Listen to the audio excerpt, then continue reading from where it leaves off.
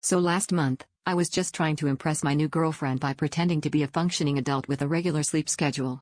Things were going pretty well until one night at exactly 3 a.m., I was awoken by what sounded like a dying goose being chased by a swarm of angry bees.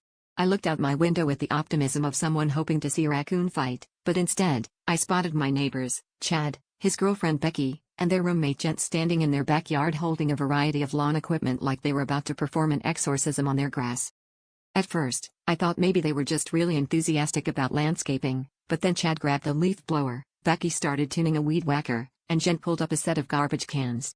The next thing I knew, they launched into what I can only describe as the most aggressive, off-key rendition of Wonderwall I've ever not wanted to hear. And I've heard a lot of bad Wonderwall covers. This was different. This was Wonderwall reimagined as a war crime against both music and sleep.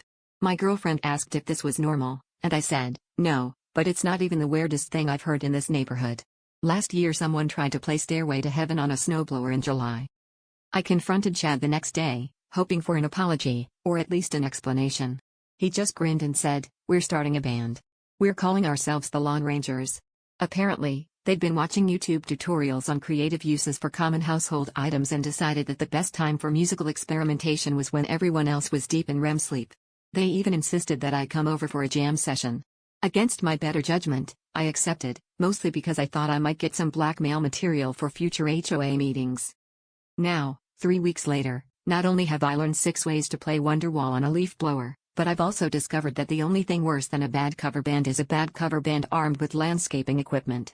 On the plus side, my lawn has never looked better.